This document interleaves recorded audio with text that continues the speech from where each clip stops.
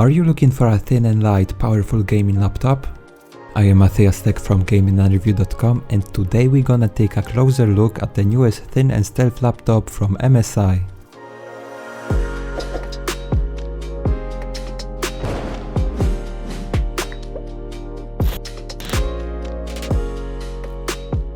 The MSI GS65 is a laptop from MSI Stealth series, which means it's supposed to be thin, light and very portable while keeping the full power of a gaming laptop. The MSI GS65 features the newest 6-core Intel i7-8750H processor that can turbo up to 3.9 GHz on all cores and 4.1 GHz on a single core. For the graphics, there is a GTX 1060 or GTX 1070 Max-Q depending on the model. There's also 16 GB of DDR4 memory clocked at 240 MHz in dual channel and 512 GB M2 SATA SSD for the storage. I left Amazon links in the description so you can check the lowest price available for each model. Also, if you wanna skip some parts of this video, make sure to check the timestamps down below. The laptop is nearly entirely made of black matte aluminum with the gold accents and painted plastic for the bezels and the rear vents. There is no red color at all, just a simple black and gold design making it look really clean and elegant. I like it how the laptop manufacturer is leaving the old black and red design for the clean looking devices, so there's no shame to use it in public. The dimensions of the laptop are 35.7 cm in width, 24.7 cm in depth and just 1.8 cm in height. The MSI GS65 weighs around 1.88 kilos and the charger is additional 0.52 kilos, making it 2.4 kilos in total. So it's one of the lightest, if not the lightest, gaming laptop available today. If you're a person who carries the laptop into meetings, class or you just travel a lot, you will love how portable is this laptop. Here is how small it is compared to my 15.6-inch daily use laptop. Okay, let's take a look inside. Starting from the top, there's a thin bezel screen with the 720p HD webcam, so nothing special here. The good thing is it doesn't look up your nose like the most thin bezel laptops with the camera at the bottom. The hinge mechanism is different from what you've seen in older MSI laptops. It's on each side and allows you to bend it back to 180 degrees. Above the keyboard there is an air intake and a power button that unfortunately doesn't have a fingerprint reader. Also, there is a cool feature about the light next to the power button. It changes color depending on which GPU you currently use. White for integrated graphics, orange for Nvidia. Alright, the biggest surprise when I first time turned this laptop on is the screen quality. The top and side bezels are 4.9mm thin, making it 82% screen to body ratio. It's a 1080p 144Hz IPS level panel, so as you can see it's not IPS. That always makes me a little bit skeptical about the quality of the display. MSI though tends to have really good displays in their laptops, and they surely didn't disappoint this time. The reproduction of colors is just on point. I would be more than happy to use it for making videos and editing photos. Thanks to MSI True Colors, you don't even need to waste time on the screen calibration. It already has built-in presets for different kind of works. Using the sRGB preset, which is the most color accurate, I managed to achieve 99% of sRGB, 97% of Adobe RGB and the maximum brightness of 300 nits.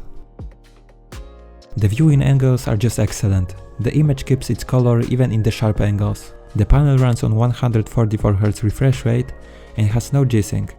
I'm okay with that because if you use G-Sync, the display has to run on Nvidia GPU, making the battery life significantly shorter. Also, the price would be like $200 higher. Anyway, if you run games in higher frame rates than 60 FPS, G-Sync doesn't make that big of a difference. The keyboard is made by SteelSeries for MSI with a fully customizable RGB lighting. The keyboard is not full size, which is understandable when you look at the size of this device.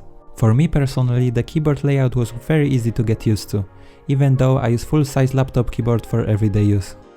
Each key has an individual backlight, so you can make your own presets and save them in SteelSeries engine software.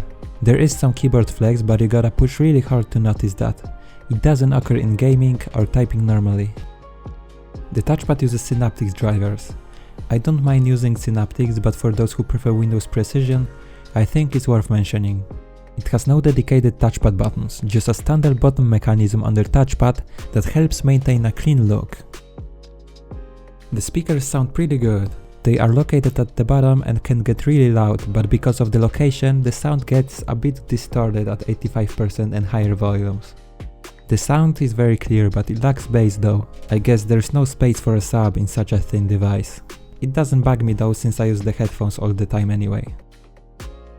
For the port starting from the left side, there is a lock mechanism, air exhaust vent, Ethernet port, 2x USB 3.1 Type A port, and 3.5mm jack for headphones and microphone. On the right side there is another air exhaust vent, power input, HDMI port, mini DisplayPort 1.2, USB 3.1 Type-C port with Thunderbolt 3 support, and a USB 3.1 Type A. For the power, it's a 82 Wh battery giving you up to 8 hours of maximum power saving works, with all the connectivity turned off and screen brightness set as low as possible. While watching YouTube videos, Twitch streams and doing some office works with the videos running in the background, I managed to use it for 4 hours 43 minutes in one charge, with the screen brightness set to 75%. For gaming the battery lasts around 1 hour and 30 minutes. Anyway, I doubt anyone is going to game on the battery with the FPS cap to 30. Temperatures and noise was the topic I was worried about the most, because it's so hard to keep the temperatures on decent level with a device this thin. During the CPU stress test with the fans on automatic mode, the CPU started throttling at 90 degrees, so I decided to undervolt it and run the tests again. The undervolt I applied was minus 120 mV, and during the stress test it scored 86 degrees Celsius average, and with the cooler boost and undervolt, 75 degrees Celsius average. Just to be clear, I didn't notice any throttling while playing games like Witcher 3. The 100% CPU utilization won't ever happen unless you do CPU demanding works like video rendering.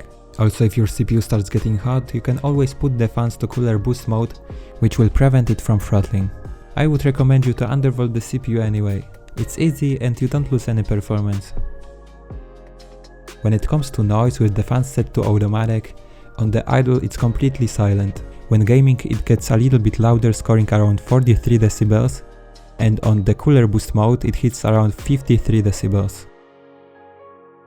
Depending on which configuration of this laptop you bought, you might want to upgrade it at some point, swapping SSD, adding more RAM and so on. But I won't lie, it's going to be a little hard.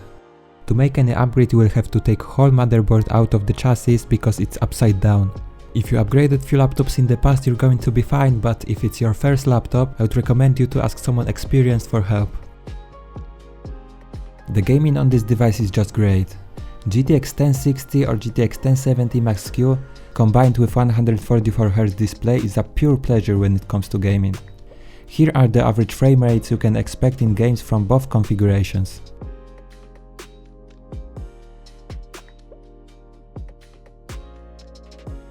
The MSI GS65 is a clean looking, thin and light, powerful gaming machine. But is it worth buying? Let's count the pros and cons of this laptop. Thanks to the clean black and gold design, this laptop just feels and looks like a premium level device. It's one of the lightest 15.6-inch gaming laptops with currently the smallest footprint. It's reasonably priced.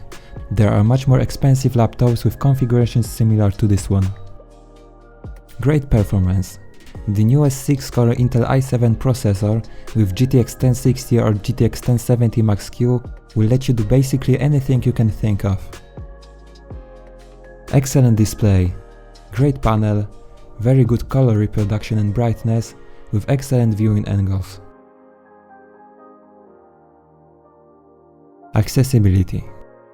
It's hard to upgrade this device, so I would recommend you to get the configuration you are the most happy with. High CPU temperatures. The CPU works fine in games but throttles under heavy load like the stress test or 4K video rendering. I would recommend you to undervolt it and use the cooler boost mode while doing CPU heavy works. I left Amazon links in the description so you can check the lowest price available for each model. If you have any questions, feel free to ask in comment section below. Also, if you enjoyed this video, please hit a thumb up, leave a comment or subscribe this channel. Thanks for watching and see you next time.